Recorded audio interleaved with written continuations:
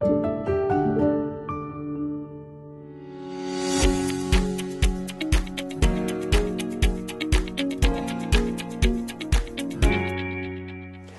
à cette vidéo trimestrielle sur NNL Patrimonial Defensive, Balanced et Aggressive. Tout d'abord, je tiens à vous souhaiter, ainsi qu'à vos proches, une excellente année 2019. Comme chaque trimestre, nous allons examiner ensemble ce qui s'est passé ces 3 derniers mois sur les marchés financiers, ainsi que les implications de ces développements pour ces fonds. Les 3 compartiments NNL Patrimonial sont des fonds de fonds qui investissent essentiellement dans un portefeuille diversifié de fonds d'actions internationales, d'obligations et d'instruments de marché monétaire. Chaque profil le fait selon des pondérations spécifiques que vous pouvez voir à l'écran. Au 4e trimestre, les marchés financiers ont subi une sévère correction. Les investisseurs ont été moins enclins à prendre des risques en raison des nouvelles économiques décevantes et des craintes politiques persistantes. Ceci s'est dès lors traduit par des rendements très négatifs. Aux États-Unis, le président Trump a ouvertement critiqué la politique monétaire de la Fed, alors qu'il est confronté à un Parlement divisé depuis les élections de mi-mandat. En ce qui concerne les tensions commerciales avec la Chine, la situation ne devrait pas s'apaiser à court terme non plus.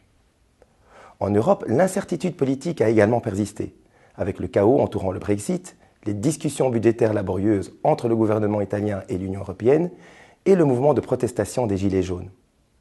Dans ce contexte, les actions mondiales ont connu leur plus mauvais trimestre depuis la crise de l'euro, avec un repli de plus de 11%.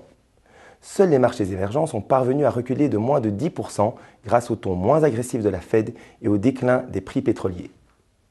Les valeurs immobilières mondiales ont, quant à elles, limité leurs pertes à un peu plus de 4% en euros. Comme prévu, la Banque centrale américaine a relevé son taux directeur de 0,25% pour la 4e fois en 2018. Tandis que la BCE a mis fin à son programme de rachat d'actifs. Les doutes croissants relatifs à la croissance mondiale, le ton plus conciliant des banquiers centraux et la fuite vers la sécurité ont toutefois fait baisser le taux américain à 10 ans de 0,4% et son équivalent allemand de 0,3%. Les obligations d'État italiennes ont pour leur part largement profité de l'accord budgétaire conclu avec l'Union européenne. Globalement, les obligations d'État en euros ont ainsi gagné 1,5%. Les obligations risquées ont été sous pression et ont perdu du terrain. Voyons maintenant comment les compartiments NNL patrimonial se sont comportés dans ce contexte.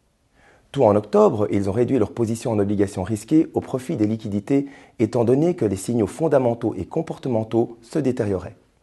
Concrètement, cela signifie qu'ils ont adopté une position neutre en immobilier et une légère sous-pondération des obligations risquées.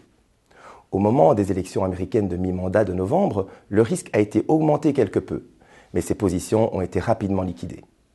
En dépit de la sévère correction de décembre, il semble encore trop tôt pour un redressement durable des actions compte tenu de la faible tendance macroéconomique et bénéficiaire.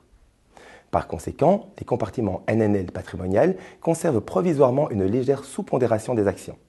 Au sein du portefeuille d'actions, ils ont accru la pondération des marchés émergents et de la zone euro en décembre.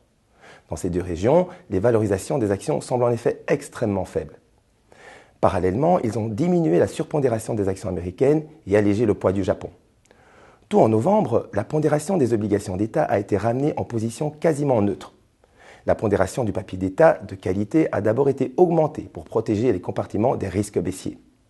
Ensuite, en décembre, l'accent a davantage été mis sur les obligations d'État italiennes lorsqu'il est apparu que les négociations entre l'Italie et la Commission évoluaient dans le bon sens. Ceci se traduit comme suit pour les 3 compartiments Defensive, Balanced et Aggressive.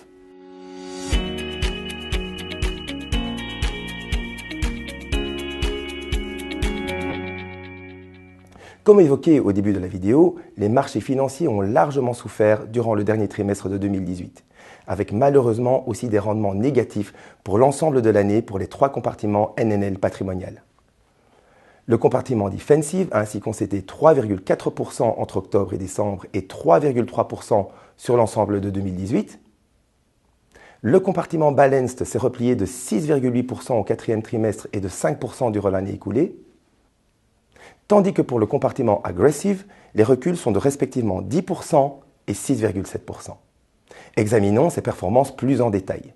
La répartition tactique entre les différentes classes d'actifs a été légèrement rémunératrice au cours du trimestre écoulé.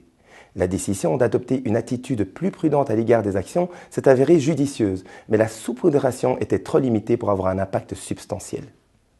Le portefeuille d'actions a moins bien performé que l'ensemble du marché. La préférence pour les actions américaines a été pénalisante, de même que notre préférence pour les secteurs cycliques. La décision de surpondérer les actions des marchés émergents a en revanche été payante. Le portefeuille obligataire a gagné un peu de terrain, mais n'a pas pu égaler son indice de référence. La sous-pondération de la duration a pesé sur la performance en octobre, avant que nous ne la réduisions.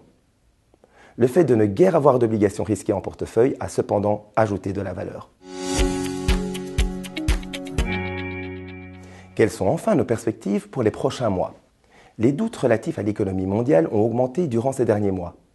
Mais les compartiments NNL patrimonial continuent à prévoir une convergence de la croissance dans les pays développés. Aux États-Unis, la croissance devrait ralentir graduellement, tandis qu'une hausse de la demande domestique devrait entraîner une accélération en Europe et au Japon. La Chine devrait par ailleurs continuer à stimuler son économie. La moins bonne nouvelle est que les risques politiques restent présents et rendent les perspectives fondamentales incertaines. Les risques protectionnistes demeurent le thème majeur pour les marchés financiers. Plus près de chez nous, le processus chaotique du Brexit est entré dans sa dernière phase. Si l'accord actuel est rejeté par le Parlement britannique, toutes les options sont à nouveau ouvertes. En 2019, les fondamentaux des entreprises continueront à soutenir les actions. Les bénéfices des entreprises pourraient croître de 5 à 7% et les valorisations se sont en outre largement repliées. Pour les obligations d'État, il n'y a en revanche guère de potentiel. La normalisation progressive de la politique monétaire mondiale exerce des pressions haussières sur les taux obligataires et limite les attentes de rendement. En résumé, nous pouvons dire que 2019 offre des opportunités car la perception est plus négative que la réalité fondamentale. Les compartiments NNL patrimonial restent dès lors constructifs à l'égard des actifs risqués. Il est cependant trop tôt pour acheter car l'incertitude politique persistante incite temporairement à la prudence. Nous arrivons ainsi à la fin de ce rapport vidéo. Si vous souhaitez des informations plus détaillées sur les risques, les rendements, les frais et la taxation, il est nécessaire de parcourir les informations clés pour l'investisseur, le KID et le prospectus. Vous pouvez obtenir ces documents gratuitement auprès de votre institution financière. Je vous donne rendez-vous dans 3 mois pour dresser un nouveau bilan de la situation.